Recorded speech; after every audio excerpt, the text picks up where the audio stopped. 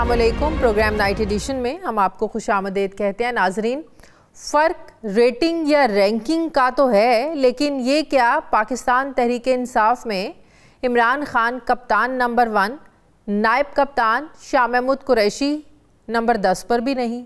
ऐसा क्यों है? शाह महमूद कुरैशी तो बानी पीटीआई से भी पहले यानी 9 मई 2023 से जेल में हैं। पहले उन्हें अडयाला जेल में कैद रखा गया, लेकिन आजकल अब वो लाहौर की कोट लखपत जेल में कैद काट रहे हैं। मगर शाह महमूद कुरैशी के लिए इंटरनेशनल मैगजीन्स में आर्टिकल्स लिखे गए, ना ही पीटीआई की तरफ से सोशल मीडिया पर कभी रिलीज़ शाह महमूद कुरैशी जैसे ट्रेंड्स चलाए गए। पीटीआई लीडरशिप इमरान खान को ही सब कुछ मानकर सिर्फ अडयाला के गिर्द चक्कर लगा रही है। किसी ने शाह महमूद कुरैशी के लिए वैसे आवाज़ उठाई, ना ही किसी को ख्याल आया कि वो कोट लखपत जेल में कुरैशी साहब से मिलकर जान लें कि वो किस हाल में हैं। जब कोई नहीं बोला तो बिल आखिर शाह महमूद कुरैशी खुद ही बोल पड़े कि पीटीआई क़यादत हमसे भी मिल ले, कुछ पूछ ले, शायद कोई अच्छा मशवरा ही मिल जाए उन्हें। गुज़श्ता रोज़ अदालत में पेशी पर शाह साहब ने क्या कहा, ज़रा सुनिए। पीटीआई की जो हमारी क़यादत बाहर है, जिसमें बैरिस्टर गौहर साहब हैं, जिसमें सलमान अकरम राजा साहब हैं, जिसमें उमर अयूब खान साहब हैं, उनसे मेरी गुजारिश होगी कि अगर उनके वक्त मोहलत इजाजत देता है तो किसी दिन तशरीफ ले आए। कोट लखपत हम 1.5 साल से अंदर है, जिसमें डॉक्टर यास्मीन राशिद हैं, एजाज चौधरी साहब हैं, मियां महमूद रशीद साहब हैं, उमर सरफराज चीमा हैं, और हमसे भी थोड़ा सा इनपुट ले लें कि हमारा नुक्ता नज़र क्या है। साहब, तुम्हें खबर ही कहाँ थी कि हम भी हैं? वैसे तो अब भी हैं, कोई मर भी नहीं गए। शाह महमूद कुरैशी की बातों से ऐसा लग रहा है जैसे वो अपने सियासी क़द और पार्टी में ओहदे को लेकर बाकायदा अपसेट हैं कि उन्हें किसी मुशावरत में शामिल नहीं किया जा रहा। शाह साहब का ये गिला तहरीक इंसाफ की मौजूदा लीडरशिप के लिए यकीनन एक चार्जशीट से कम नहीं है। नाजरीन, ये गिला ऐसे वक्त में सामने आया है कि जब 24 नवंबर की फ़ाइनल कॉल भी दी जा चुकी है। एहतजाजी कॉल पर भी बाज़ पार्टी रहनुमाओं के कंसर्न सामने आ चुकी हैं कि इस एहतजाज की जो है वो टाइमिंग ठीक नहीं है। अब जैसे जैसे 24 नवंबर की तारीख करीब आ रही है, वैसे वैसे तवक्को की जा रही है कि अब पीटीआई कोई मुकम्मल लाहेअमल देगी कि एहतजाज करना है तो कैसे करना है। मगर इससे पहले ही पार्टी के अंदर से इस्तीफ़े आना शुरू हो गए हैं। पिछले 24 घंटों में पीटीआई पेशावर की तंजीम से 4 अहदेदारों के इस्तीफ़े आ चुके हैं, जो इस बात की दलील है कि पार्टी के अंदर इख्तलाफात बढ़ते जा रहे हैं, जो पार्टी के लिए चैलेंज बनते जा रहे हैं। सवाल यह है कि ऐन एहतजाज से पहले पीटीआई पेशावर सिटी के जनरल सेक्रेटरी, 2 सीनियर नायब सदूर और 1 नायब सदर ने अपने पार्टी ओहदों से इस्तीफ़ा क्यों दिया? ऐसे वक्त में जब पीटीआई एक बार फिर सड़कों पर आने के लिए तैयार बैठी है, हुकूमत ने एक बार फिर 9 मई के जो केसेस हैं उनको साबित करने के लिए अपना जोर लगाना शुरू कर दिया है। हुकूमत 9 मई के वाक़यात की वीडियोस को भी पहली बार सामने लेकर आई है। हुकूमत का मानना है कि 9 मई की तरह पीटीआई का 24 नवंबर का एहतजाज भी पुरतशद्दुद हो सकता है। हुकूमत का ये खदशा कितना दुरुस्त है? दूसरी तरफ पीटीआई जहां पाकिस्तान में एहतजाज से हुकूमत को प्रेशर में लाना चाहती है, वहीं इंटरनेशनल दबाव भी रियासत पाकिस्तान पर बढ़ता जा रहा है, बढ़ाया जा रहा है। पीटीआई को नए अमरीकी सदर डोनाल्ड ट्रंप से भी बड़ी उम्मीदें हैं, मगर इससे पहले एक बार फिर अमरीकी कांग्रेस के 46 कानून साजों ने सदर जो बाइडन को ख़त लिखा है कि वो जाते जाते इमरान खान के लिए कुछ ज़रूर करते जाएँ। ख़त में जहाँ इमरान खान समेत सियासी कैदियों की फौरी रिहाई का मुतालबा किया गया है, वहीं पाकिस्तान में जमहूरियत की बहाली के लिए अपना असर रसूख इस्तेमाल करने का भी कहा गया है। उधर इस ख़त पर जवाब आना भी बाकी है, लेकिन उधर बरतानवी पार्लियामेंट के अरकान ने जो 16 अक्टूबर को ख़त लिखा था कि इमरान खान को फ़ौजी ट्रायल की तरफ ले जाया जा सकता है, इसका जवाब भी आ गया। बरतानवी वज़ीर ख़ारजा ने अपने जवाब में कहा है कि ऐसा हमें कोई इशारा नहीं मिला कि इमरान खान का फ़ौजी ट्रायल किया जाएगा। अब ऐसे में सवाल उठ रहे हैं कि पीटीआई दुनिया के सामने पाकिस्तान को क्यों ऐसे पोर्ट्रे कर रही है। सवाल ये भी है कि कल तक पीटीआई को अमरीकी ग़ुलामी नामंजूर थी, तो क्या आज अमरीकी ग़ुलामी या आज अमरीकी इंटरफेरेंस, उनकी मदाखलत काबिल कबूल हो गई है? क्यों? क्या पीटीआई भी बाकी सियासी पार्टियों से मुख्तलिफ नहीं है, जो अपने जो सियासी फ़ैसले हैं नज़रियात पर नहीं बल्कि सियासी मफादात को देख कर करती हैं? इसी पर मैं बात करूँगी। मुझे ज्वाइन कर रहे हैं मलिक अहमद ख़ान भच्चर साहब हैं, अपोजिशन लीडर पंजाब असम्बली हैं। अस्सलाम वालेकुम, बहुत बहुत शुक्रिया भच्चर साहब आपका। भच्चर साहब, ये शाह महमूद कुरैशी साहब को ये क्यों कहने की ज़रूरत पेश आई कि उधर भी आके उनका हाल पूछ लें? उन्होंने जो लीडरशिप है, बैरिस्टर गौहर साहब हैं, उमर अयूब साहब हैं, सलमान अकरम राजा साहब हैं, उन्होंने कहा कि इधर भी आ जाए, इधर उनसे भी आके कोई मशावरत कर लें। ये मैसेज दिया है आप लोगों को कि सिर्फ इमरान खान ही नहीं, हम लोग भी कैद हैं। वो पिछले 1.5 साल से कैद हैं, ना कोई उनके पास जाता है, ना कोई मशवरे लेता है। ये पार्टी पे कौन लोग हावी हो गए हैं? जी बिस्मिल्लाहिर्रहमानिर्रहीम। जी बिल्कुल शाह साहब का ये गिला बजा है जी। मैं उसमें थोड़ी सी एक टेक्निकलिटीज़ भी आ जाती हैं। मैं अपनी ज़ात की बात करूं तो मैंने 3 दफ़ा कोशिश की शाह साहब को मिलने की, लेकिन मेरी मुलाकात नहीं हुई। और मैं 3 दफ़ा गया उधर ATC कोर्ट में तो मिलने दिया, और 2 दफ़ा तो अंदर भी हमें नहीं जाने दिया गया। डयाला वाला वाक़या आपके सामने है। जिस तरह हमारा लीडर ऑफ द अपोजिशन जो उमर अयूब साहब कौमी असम्बली के थे, leader of the opposition senate के मैं था, और फॉर्मर स्पीकर थे हामिद रजा साहब थे, MNA थे, वो सब हमारा जो हाल हुआ तो उनकी बात वजन तो जी उनका हमारे से बहुत ज्यादा है। और अंदर जितने बैठे हैं जिसमें डॉक्टर यास्मीन राशिद साहब है, चीमा साहब हैं, उमर सरफराज चीमा साहब हैं, एजाज चौधरी साहब हैं, महमूद रशीद, ये सारे जो है उनका वजन बहरहाल हम सबसे ज्यादा है, वो तकलीफ में है। तो अब हम कल से हम कोशिश भी करते हैं, उसमें कुछ डेफिनेटली ये गिला उनका मैं तो समझूंगा कि है, इसमें बनता भी है, लेकिन मजबूरी ये है कि ये मिलने भी नहीं दे रहे।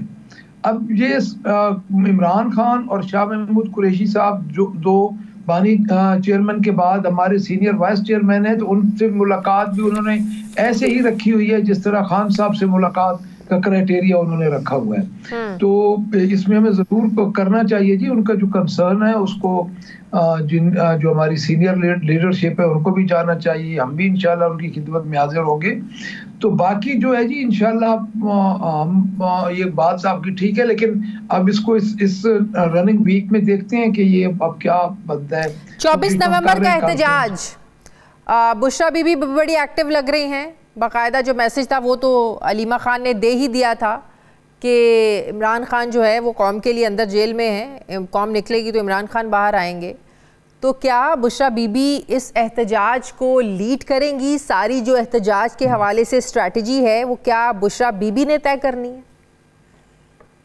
देखिए जी, बुशरा बीबी खुद जो कि एक फस्तायत का शिकार रही हैं, खान साहब की वो बीवी है, हम सब इज्जत हैं। तो मैं ये समझता हूँ कि बुशरा बीबी का जो पैगाम देना है खान साहब का, वो को गैर मामूली बात नहीं है जिस तरह खबरों को तोड़ मरोड़ के पेश किया जा रहा है। बुशरा बीबी डेफिनेटली खुद एक फस्तायत का शिकार, वो बेसलेस मुकदमात में अंदर रही हैं, और खान साहब ने जो उनको पैगामात दिए हैं उन्होंने पैगामात अपनी पार्टी तक पहुंचाए हैं, और अगर खान साहब हुक्म देंगे तो वो लीड भी कर लेंगी। लेकिन जो उनकी आखिरी बात थी, उन्होंने सिर्फ कहा है कि मैंने खान साहब का पैगाम पहुंचाया, बाकी पार्टी जिस तरह चल रही है खान साहब ही उसको तो क्या उन्होंने पंजाब से लीडरशिप को बुलाया, पेशावर बुलाया था ना उन्होंने कि 24 नवंबर के एहतजाज के हवाले से उन्होंने पंजाब की लीडरशिप को बुलाया पेशावर? आप गए थे? जी बिल्कुल बुलाया, मैं भी किया था, उनसे हमारी बातचीत हुई, उनको ग्राउंड रियलिटी बताई, सारा कुछ बताया, उसके मुताबिक उन्होंने हमें हिदायत भी दी। और क्या उन्होंने क्या डायरेक्शंस दी पंजाब की लीडरशिप को 24 नवंबर के प्रोटेस्ट के लिए? जी कुछ डायरेक्शंस तो ऐसी हैं जो कि डेफिनेटली हमारी एक स्ट्रेटजी है जी।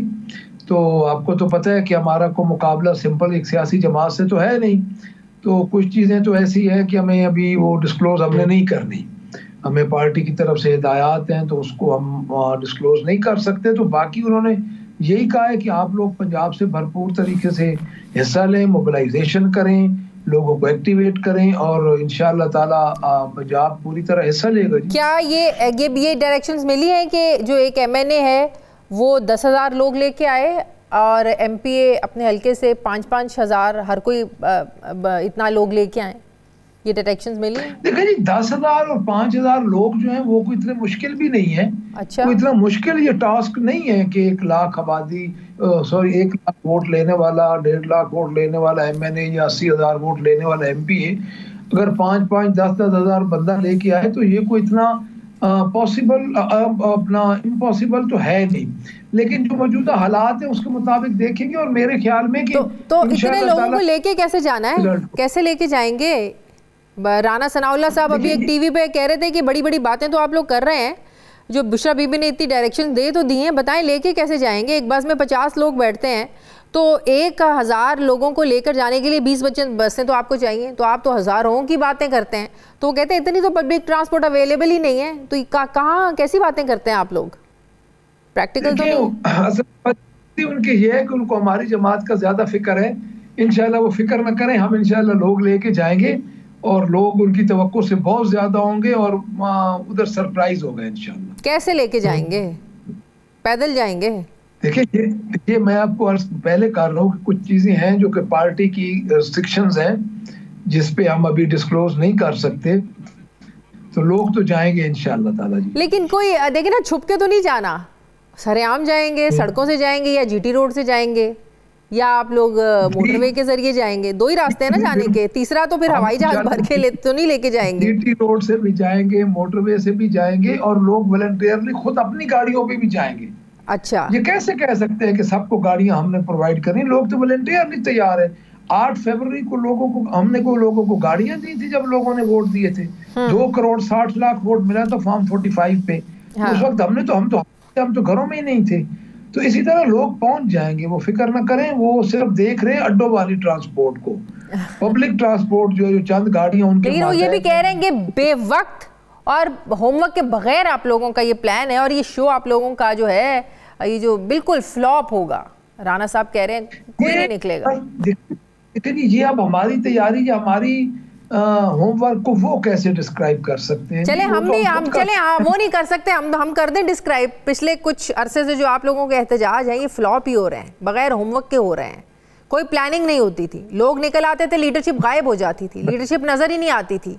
होमवर्क के बगैर तो हुए हैं, ये हम डिस्क्राइब कर देते हैं आपको। अब मैं आपको बताता हूँ, पाकिस्तान तहरीक इंसाफ जो है ना जी, ये 2 साल से मुसलसल एहतजाज में है और मेरे ख्याल में सब कंटिनेंट की ये वाहिद जमात होगी, बल्कि दुनिया की शायद किसी बड़ी तहरीक के अलावा वाहिद जमात होगी जो कि इतने अरसे से एहतजाज में लगातार आ रही है। अगर आप देखें तो 20,000 बंदों पे FIRs हैं पंजाब में, 15,000 से ज्यादा लोग डिटेंशन ऑर्डर में इन्होंने वक्तन फक्तन पकड़े हैं। तो मेरा नहीं ख्याल कि हम ये कह सकते हैं कि पंजाब में एहतजाज नाकाम होता रहा है। जो हमें गोल्स मिलने थे पंजाब में, हमें साथ साथ हम अचीव करते रहे, ऐसी बात बिल्कुल नहीं है। हाँ, ये जरूर होता रहा है कि किसी जगह किसी टाइम थोड़े लोग निकलते थे, किसी टाइम ज्यादा निकलते थे। अब आप खुद लाहौर वाला जलसा देख लें, वो टोटल एक ऑर्गेनिक क्राउड था और इतनी फस्तायत के बावजूद शाम 6 बजे इन्होंने हमसे माइक छीन लिए, जलसा बंद कर दिया। उसके बावजूद भी मोर देन 60-70,000 तो इस एहतजाज का प्योरली मकसद ये है कि इमरान खान की रिहाई जब तक नहीं होगी, या आप लोगों का एहतजाज ये धरने की शक्ल में बदल सकता है? वैसे ये वहीं रहेंगे, इस्लामाबाद ही रहेंगे? जी, मैंने पहले आपको अर्ज किया, लेकिन ये मैं आपको बता दूं, चले आप बार बार पूछ रही हैं मैंने, तो मैं ये बता दूं कि धरने की शक्ल तब्दील हो सकती है। अच्छा, इसका मतलब ये है कि जब तक इमरान खान की रिहाई नहीं होगी आप लोग इस्लामाबाद में बैठे रहेंगे? जी बिल्कुल हो सकता है जी, पार्टी की इंस्ट्रक्शंस हैं और पार्टी की इंस्ट्रक्शन जब आएगी सीनियर लीडरशिप के तो ये हो सकता है जी। बहुत शुक्रिया। पंजाब के ऑपोजिशन तहरीक इंसाफ के रहनुमा मलिक अहमद खान भच्चर साहब मेरे साथ थे, बहुत शुक्रिया। मुझे ब्रेक लेने, नाज़रीन वापस आते हैं वक्फे के बाद।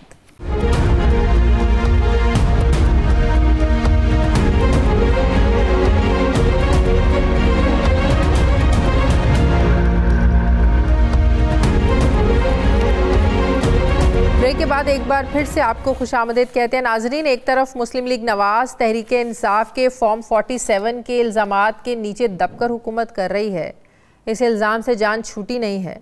दूसरी तरफ इत्तेहादी पीपल्स पार्टी है जो मुस्लिम लीग नवाज का साथ देने को मजबूरी मानते हैं। ऐसे में अगर हुकूमत और उनका इत्तेहाद चलता भी है तो एक मॉरल स्टैंडिंग ज़ाहिर है जो होती है उसकी कमी नज़र आती रहेगी। पहले पाकिस्तान पीपल्स पार्टी बड़े हल्के फुल्के अंदाज में बेएतमादी करती नज़र आती थी, तहफ़्फ़ुज़ात का इजहार करती नज़र आती थी। अब तो ख़ुद चेयरमैन पाकिस्तान पीपल्स पार्टी बिलावल भुट्टो ज़रदारी कहते हैं कि ना इज़्ज़त दी जा रही है और ना ही सियासत हो रही है। पीपल्स पार्टी को ये शिकवा है कि शहबाज शरीफ की हुकूमत न सिर्फ हुकूमत साजी के तहरीरी मुआहदे को भूली बैठी है, बल्कि आइनी तरमीम के वक्त किए गए वादों से भी नून लीग पीछे हट रही है। पाकिस्तान पीपल्स पार्टी की पंजाब की क़यादत तो पावर शेयरिंग फॉर्मूले को लेकर सूबे में अपोजिशन बेंचेस पर बैठने का खुला जो है वो मशवरा दे रहे हैं अपनी लीडरशिप को। ये हकीकत नाजरीन किसी से ढकी छुपी नहीं है कि पीपल्स पार्टी अगर थोड़ा सा भी अपना हाथ कंधा खींच लेती है तो वफाकी हुकूमत जो धड़म से गिर जाएगी। शायद यही वजह है कि वज़ीर आज़म ने इस बात को रियलाइज़ किया और ड्यूटी लगाई डार साहब की कि वो उनके साथ बैठे, उनकी सुने, उनको एतमाद में लें।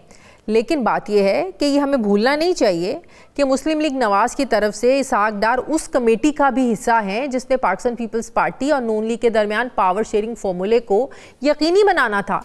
तो वही इसहाक डार और वही मुआहदे पीपल्स पार्टी को राज़ी करने के लिए अब डार साहब नया क्या देंगे। तहरीक इंसाफ एहतजाजी मूड में है और पीपल्स पार्टी नाराज़गी के मूड में। ऐसे में बाज़ लीगी रहनुमा ये कह चुके हैं कि मौजूदा हुकूमत एक अरेंजमेंट है, जिन्होंने ये किया है, सारा इत्तेहादी निज़ाम खड़ा किया है, वो चला भी लेंगे, वो संभाल भी लेंगे। अब क्या यही वजह है कि नून लीग पूरे एतमाद है कि बिलावल भुट्टो ज़रदारी की नाराज़गी हुकूमत के लिए ख़तरा साबित नहीं होगी। दूसरी तरफ PTI के एहतजाज को डील करने की हुकूमती हिकमत अमली पर सवाल उठना शुरू हो गए हैं। कहा जा रहा है कि एक तरफ PTI जब एहतजाज की कॉल देती है तो हुकूमत फौरी जगह जगह कंटेनर लगाकर खुद ही उनके एहतजाज को कामयाब बना देती है, इतना बढ़ावा दे देती है। हुकूमत के अपने इत्तेहादी भी इस पॉलिसी पर एतराज़ उठा रहे हैं। गवर्नर पंजाब सरदार सलीम हैदर खान साहब गुज़श्ता रोज़ मेरे प्रोग्राम में थे, उन्होंने क्या कहा इस हवाले से ज़रा सुनिए।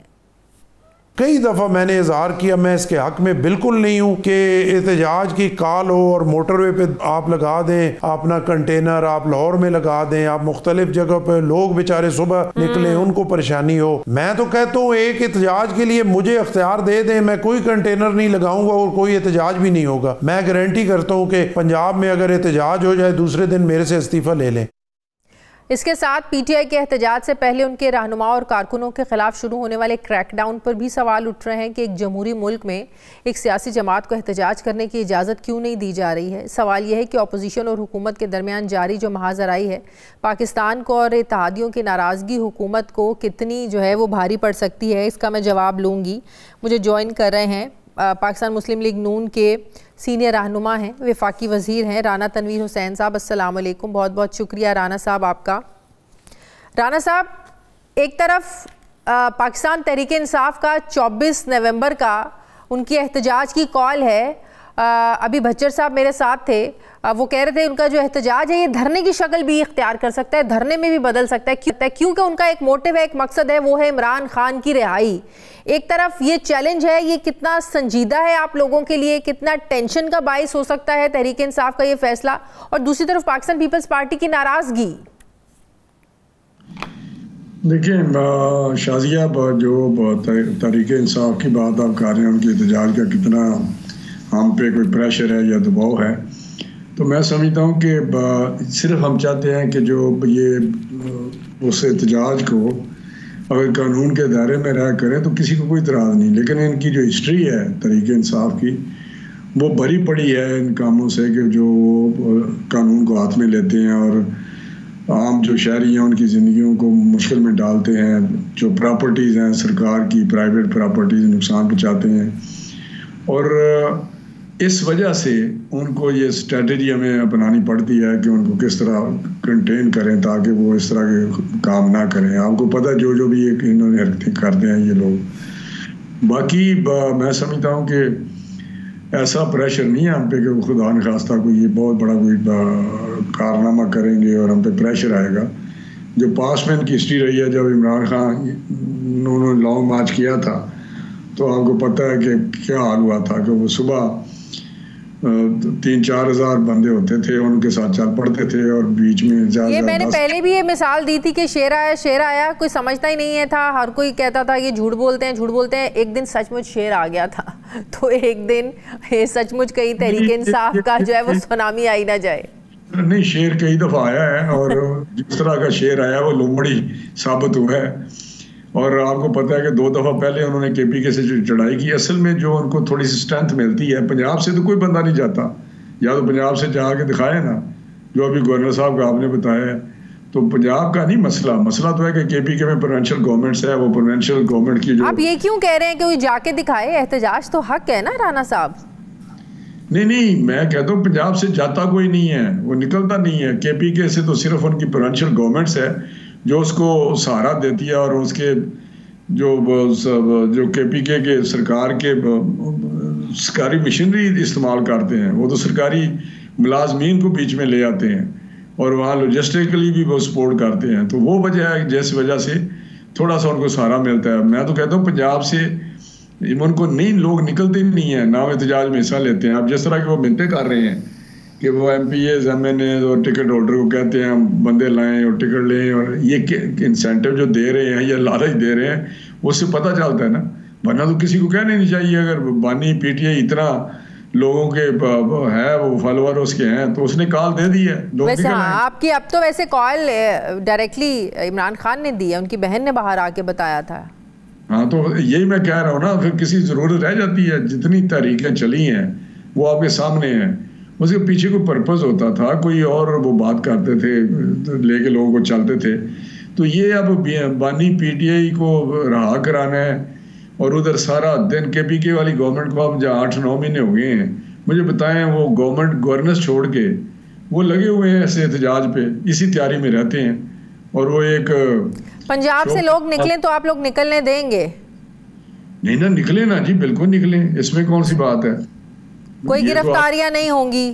नहीं, कोई गिरफ्तारियां तो देखे ना, गिरफ्तारियां तो नुक्से अमन के लिए कुछ, अगर कोई जो इंतजामिया काम करती है तो उसके लिए उनको जो रिपोर्ट होती है इंटेलिजेंस बेस पे रिपोर्ट्स होती हैं, वरना कोई निकले तो उस पे उधर भी तो होती है ना। KPK से लोग आ जाते हैं ना, इसलिए कि उनकी सरकार है, तो इधर से लोग चले जाएं। सही है राणा साहब। ऐसे में राणा साहब, हकीकत यह है कि इनके पास 9 मई को क्या हुआ था, कितने लोग निकले थे जिन्होंने लड़ाई कर दी थी मुख्तलिफ जगहों पे, सही तोड़ की, और किया क्या इन्होंने। 9 मई का वाकया नहीं है आपको पता।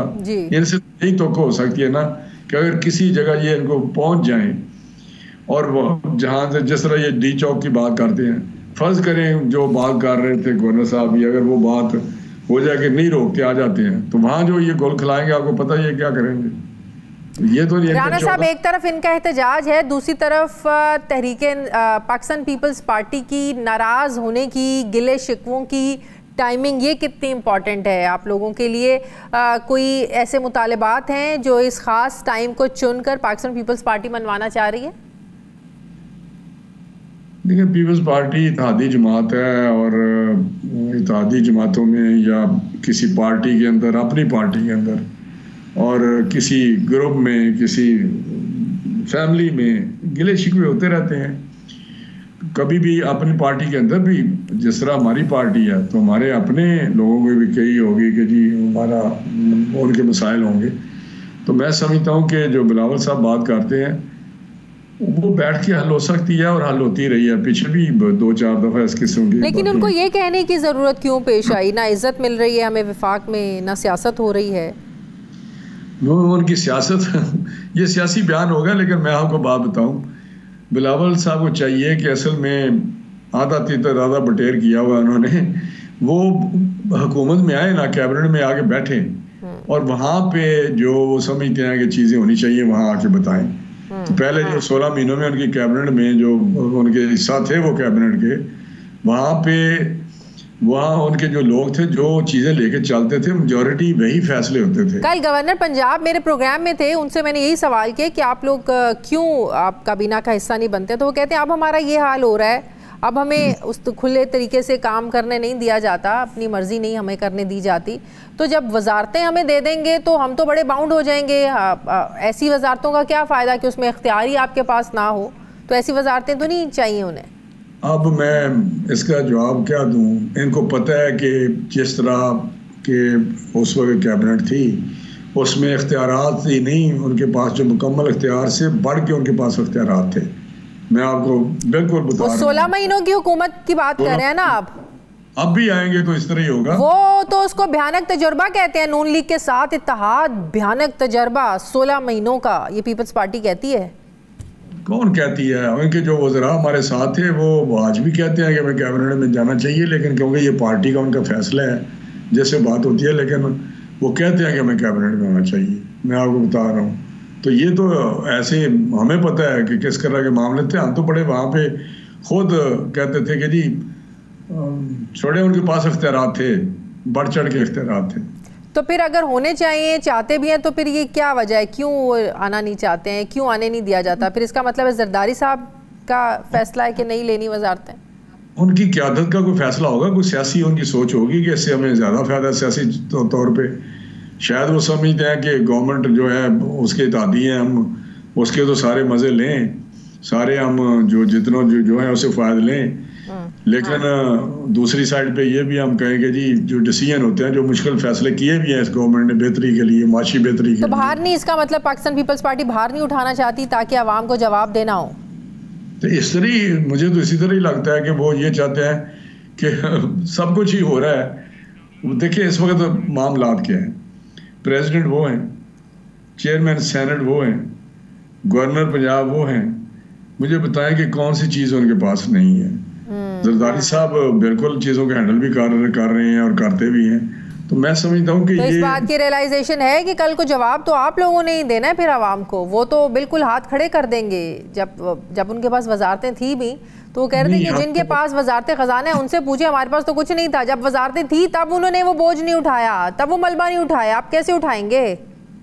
नहीं, ये बात आपकी बिल्कुल दुरुस्त है। हम जवाब दे हैं, बिल्कुल जवाब दें अपने फैसलों के, और इंशाल्लाह ताला हम सुरखरू होंगे। जो हमने एक मिशन लिया हुआ है कि हमने इकोनॉमी को रिवाइव करना है। आपने वजारत खजाना की बात की, इस वक्त जो 8 महीनों में इस तरह के इकोनॉमिक इंडिकेटर्स कभी भी पॉजिटिव नहीं आए, कभी भी किसी गवर्नमेंट में।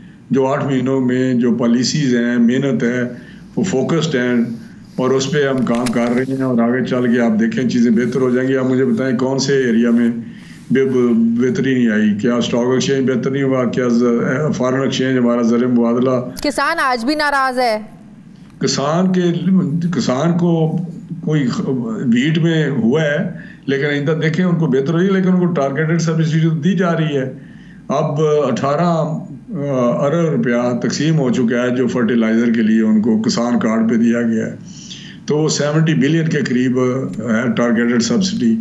ट्रैक्टर 10,000 ट्रैक्टर दिया गया, जैसे 10 लाख सब्सिडी है पर ट्रैक्टर, वो 10,000 ट्रैक्टर दिया है। इस तरह लेज़र और फ्री ट्रैक्टर जो है वो भी दिए जा रहे हैं। तो मैं समझता हूँ बेशुमार किस्म के जो कंसेशन या इंसेंटिव्स हैं या सब्सिडी, टारगेटेड सब्सिडी दी जा रही है। तो चीज़ें मेरा ख्याल है बेहतरी की तरफ जा रही हैं, इंशाल्लाह बेहतर हो जाएंगी। बहुत शुक्रिया। मुस्लिम लीग नून के सीनियर रहनुमा वज़ीर राना तनवीर हुसैन साहब मेरे साथ है। बहुत शुक्रिया राना साहब आपका। मुझे ब्रेक लेनी है नाज़रीन, वापस आते हैं एक वक्फे के बाद।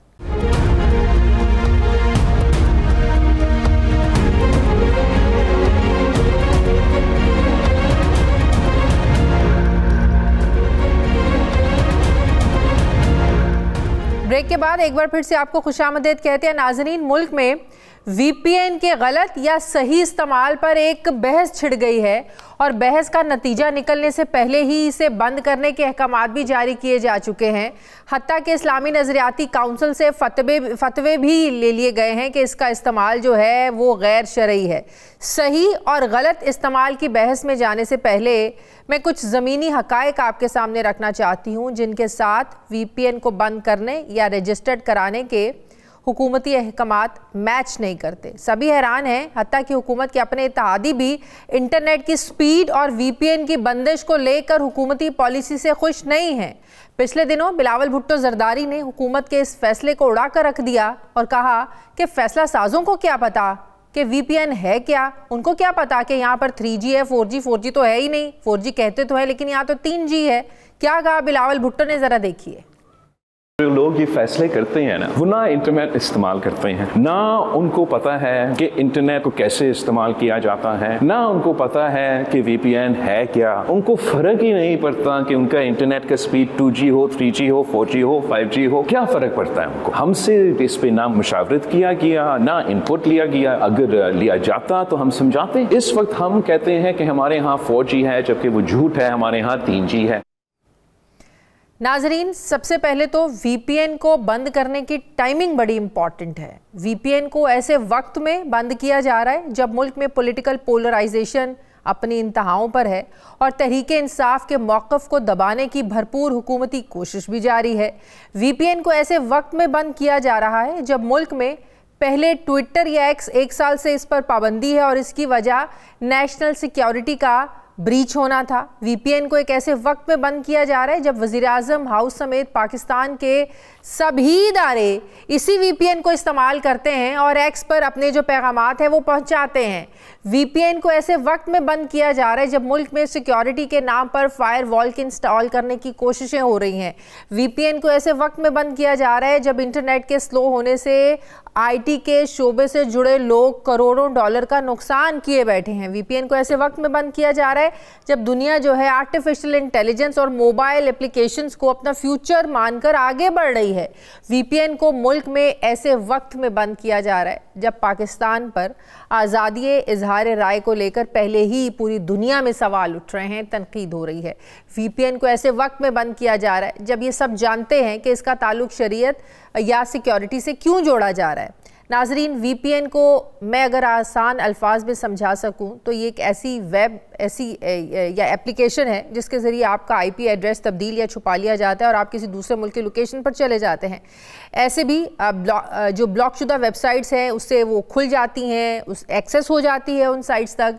जैसे मुल्क में 1 साल से एक्स को चलाया जा रहा है, हम सब चला रहे हैं, या जैसे चंद साल पहले मुल्क में YouTube को भी बंद किया गया था तो फिर इसको चलाने के लिए तब भी सब लोग, पूरा मुल्क VPN का इस्तेमाल करता था। अब हुकूमत इन्हें रजिस्टर्ड करने की शर्त लगा रही है तो सवाल पैदा होता है कि जिसने अपनी पहचान छुपानी है वो रजिस्ट्रेशन में पहले ही अपनी पहचान क्यों देना चाहेगा। तो सवाल ये भी है कि मुल्क में फायरवॉल के इंस्टॉलेशन के बावजूद VPN को क्यों बंद किया जा रहा है।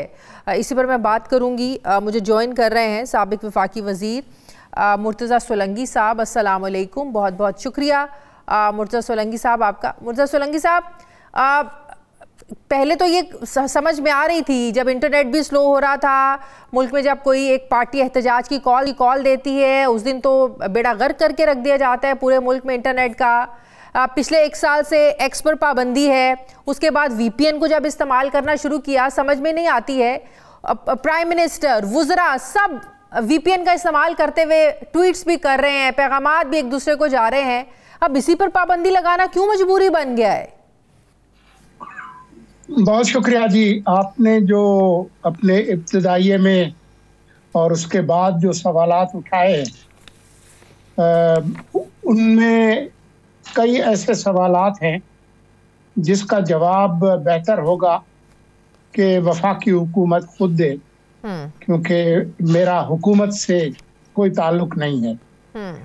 लेकिन जो सवाल आपने उठाए हैं वो अहम हैं। जहाँ तक वर्चुअल प्राइवेट नेटवर्क को इस्तेमाल करने का मामला है तो मैं दुनिया के उन मुल्कों की मिसालें आपको नहीं दूंगा जो आम तौर पर जो जमहूरी ममालिक की जो फहरिस्त बनती है उसमें नहीं आते।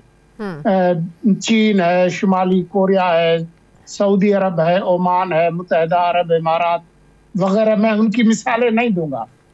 लेकिन मेरा ख्याल ये है कि हमारे पड़ोस में भारत और तुर्की अभी तक जमहूरी ममालिक की फहरिस्त में शामिल होते हैं।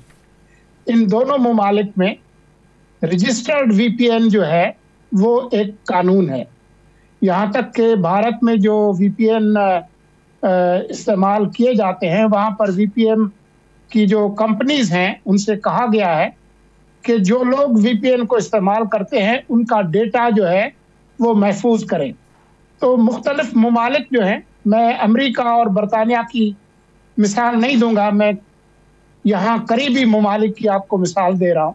ये एक हकीकत है कि जहां वीपीएन का इस्तेमाल कुछ जो इदारे हैं, जैसे बिजनेसेस हैं, सॉफ्टवेयर हाउसेस हैं, बैंक्स हैं, बहुत सारे ऐसे इदारे हैं जिनकी ज़रूरत है, मजबूरी है कि वो वीपीएन इस्तेमाल करें, वहाँ पर ऐसे अफराद और ग्रोह भी हैं जो इसको खिलाफ कानून बल्कि दहशतगर्दी जैसे जराइम जो है उसके लिए इस्तेमाल करते हैं। मेरे ख्याल में आपके इल्म में होगा कि अभी चंद दिन पहले पेशावर से एक पुलिस ऑफिसर को पकड़ा गया जिसने बताया कि किस तरीके से सोशल मीडिया के जरिए उसको रिक्रूट किया गया अफगानिस्तान से, एक कलदम तंजीम की तरफ से, और फिर किस तरीके से वीपीएन इस्तेमाल करके ऐसी सोशल मीडिया एप्स जैसे टेलीग्राम है और भी कई हैं जिनका मैं अभी आपको नाम नहीं बता रहा, तो वो इस तरह के कामों के लिए इस्तेमाल हो रहे हैं।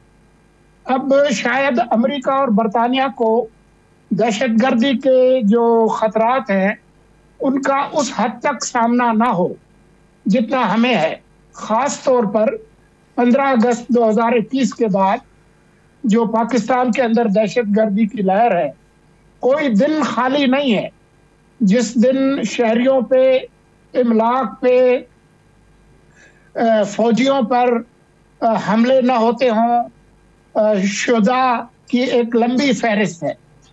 तो हर मुल्क को इन तमाम जो टेक्नोलॉजी के जो प्लेटफॉर्म हैं उनको अपने सिक्योरिटी और अपने मफादात के लिए इस्तेमाल करने का हक है। इसका मतलब ये हरगिज नहीं है कि आइन जो इजहार राय की जो आज़ादी के जो जमानत देता है उसके खिलाफ कोई काम हो, लेकिन बदकिस्मती से हमारे मुल्क में इजहार राय की आज़ादी के नाम पर गालम गलोच, किरदार कुशी, बिल्कुल बेबुनियाद और झूठी जो मालूमात है वो पहुंचाई जा रही है। और मैं व्लॉगर्स की बात नहीं कर रहा, मैं मेन स्ट्रीम टीवी चैनल्स की बात कर रहा हूँ। जो चीज आपके चैनल पर नशर हो रही है, आपके यूट्यूब चैनल पर कुछ और नशर हो रहा है। जो आपके चैनल्स के जो थंबनेल्स हैं वो कुछ और कह रहे हैं।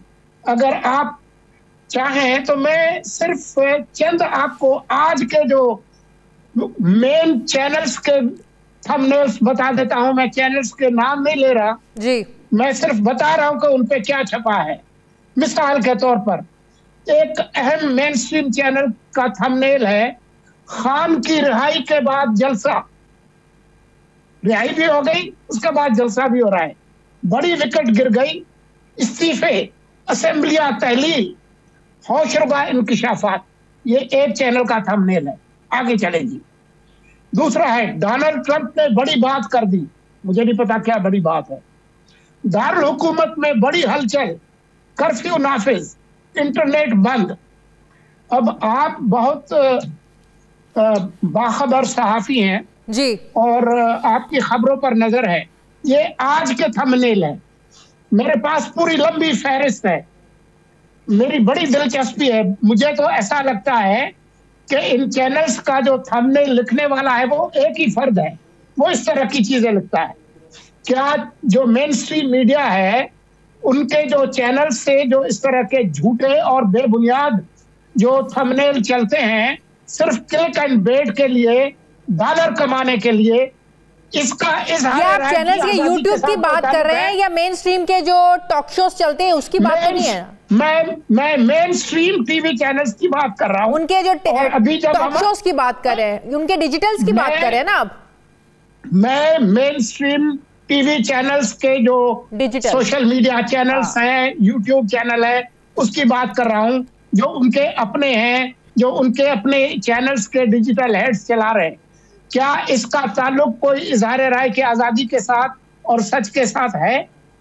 मैं अभी आपको जैसे ही हमारी ये गुफ्तगू खत्म होती है मैं वो स्क्रीनशॉट भेजता हूं, आप खुद अपने तौर पर सर्च करके देख लें। ऐसे इसमें कोई शक नहीं है, इसमें कोई शक नहीं है। झूठी खबर, फेक न्यूज, प्रोपेगेंडा, इसको बिल्कुल इन्वेस्टिगेट होना चाहिए और सजाएं मिलनी चाहिए, उसको बैन होना चाहिए। देयर इज मतलब कि इसमें कोई सेकंड थॉट होनी भी नहीं चाहिए।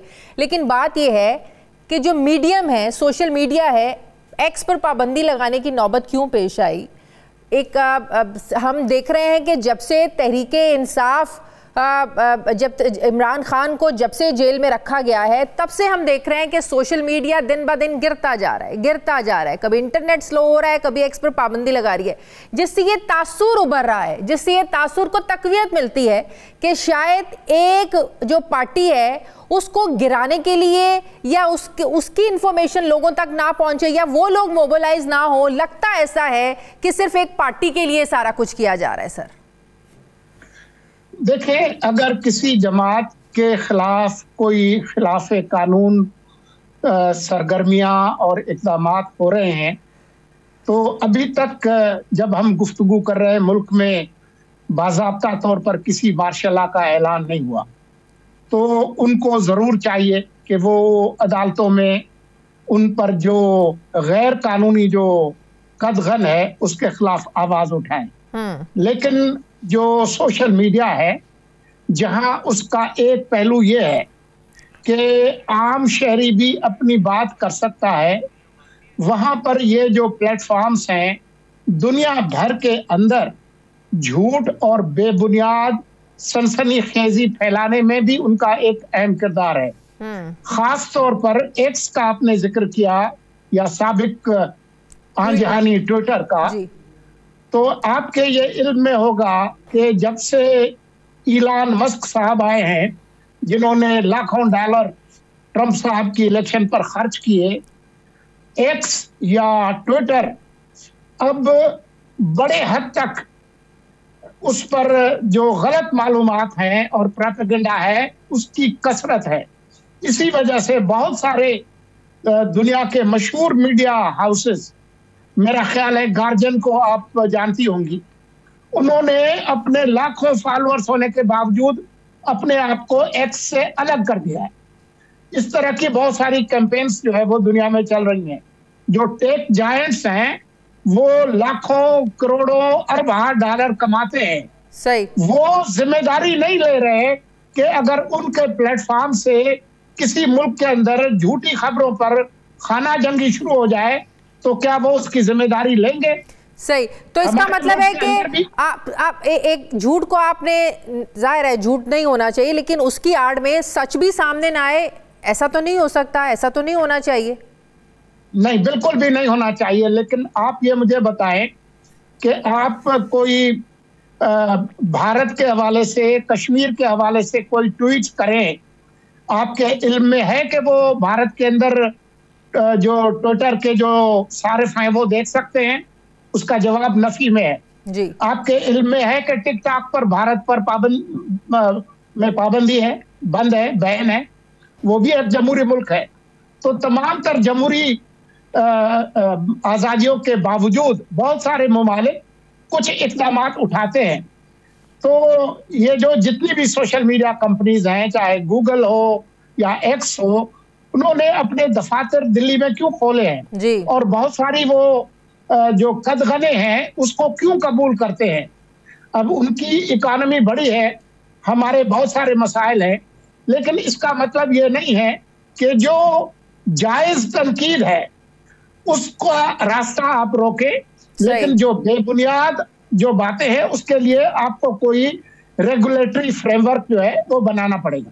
ठीक है, बहुत बहुत शुक्रिया साबिक वज़ीर मुर्तज़ा सोलंकी साहब मेरे साथ थे, बहुत बहुत शुक्रिया आपका। नाज़रीन, प्रोग्राम का वक्त तो ख़त्म हो गया है, लेकिन उससे पहले जाते जाते एक अहम खबर जो 10 नवंबर का वाक़या है, ये मैं ज़रूर आप लोगों के साथ शेयर करना चाहती हूँ, जिसको सुनने पढ़ने के बाद मेरे भी रोंगटे खड़े हो गए।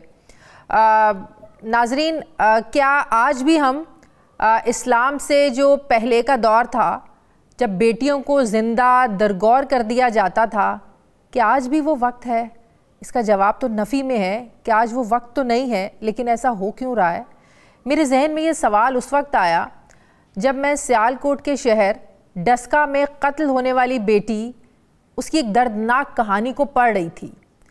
उसका बाप कहता है, यही मेरी एक बेटी थी जो मेरा दुख, दर्द सुनती थी। उस बाप ने कितना दर्द सहा होगा जो अपनी बेटी के जिस्म के टुकड़ों को नालों में तलाश कर रहा था। ज़ोहरा शौहर के साथ बेइंतहा खुश थी। 2.5 साल के बेटे के बाद वो 9 माह की दोबारा से हामला थी, फिर से माँ बनने वाली थी। क्या कोई सोच सकता है कि सऊदी अरब में मुकीम शौहर की खुशी और 9 माह का हमल इसका कसूर बन गया था? वो सऊदी अरब से 1 महीना पहले पाकिस्तान आई ज़ोहरा, चंद रोज़ अपने वालिद के पास रही। उसके बाद उसकी सास ने, जो उसकी सगी खाला थी, सगी खाला, उसने बुलाया कि कुछ दिन हमारे पास भी रह लो आके। वो अपने बाप के पास कुछ दिन रहने के बाद अपने ससुराल चली गई क्योंकि सास ने बुलाया था। लेकिन बदनसीब ज़ोहरा ये नहीं जानती थी कि बाप के घर से जाने का ये बुलावा शायद उसकी मौत का बुलावा है, और सास की जो प्यार भरी दावत है ये सिर्फ एक धोखा है। उसे ससुराल में 3 ही दिन गुजरे थे अभी कि एक रात 10 नवंबर का वाक़या है ये। वो सो रही थी। सोई हुई ज़ोहरा को पहले मुंह पर तकिया रख कर उसका सांस रोका गया, उसका कत्ल किया गया। सांस रुकने से ज़ाहिर है वो मर गई।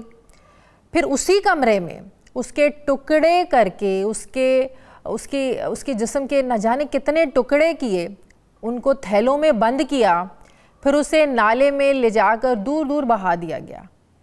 सास ने ये कत्ल अपनी बेटी और उसके बेटे के साथ मिलकर किया। सास को डर था कि बहू दूसरे बच्चे की माँ बन गई तो बाहर जो मुकीम बेटा है वो तो बिल्कुल ही हाथ से निकल जाएगा। ये जलन, ये हसद, ये नफ़रत इस ख़ानदान को तबाह कर गई। बेटी कत्ल हो चुकी थी और बाप बार बार फ़ोन कर रहा था। जब बार बार फ़ोन करने के बाद बेटी ने फ़ोन नहीं उठाया तो उसको परेशानी लाहक हुई। वो बेटी के ससुराल गया तो उसे बताया गया कि वो सामान लेकर किसी के साथ भाग गई है। बाप शबीर अहमद, जो ख़ुद एक पुलिस वाला था, उसको तजर्बा था ऐसे वाक़यात का, जराइम की तफ्तीश का वो तजुर्बा रखता था। फिर उसे शक हुआ कि घर बड़ा साफ़ है, धुला हुआ फ़र्श है। उसका दिल बैठ गया क्योंकि उसका ये शक जो था ये आम शक नहीं था, बल्कि दूसरी तरफ उसकी लख्त जिगर थी। उसके जहन में 100 सवाल थे, वसवसे थे, लेकिन वो वसवसे, वो शक, वो सब कुछ दुरुस्त साबित हुआ। धुला हुआ फ़र्श वही था जहाँ उसकी बेटी के टुकड़े किए गए थे। नाजरीन, ये सब कुछ एक और हवा की बेटी के साथ होता रहा। ना ज़मीन फटी ना आसमान टूटा, लेकिन यकीनन वहाँ की फ़ज़ाएँ ज़रूर चीखती रही होंगी और एक दिन, बल्कि ये जो आहें हैं, ये जो उसकी जो दर्द निकली होगी वो यकीनन अर्श पर जाएगी, और जब अर्श पर जाएगी तो इन फ़र्श वालों ने जिन्होंने उसके साथ जुल्म किया, यकीनन वो सज़ा से बच नहीं पाएंगे। नाज़रीन, ये था हमारा आज का प्रोग्राम। मुझे इजाज़त दीजिए। अल्लाह हाफ़िज़।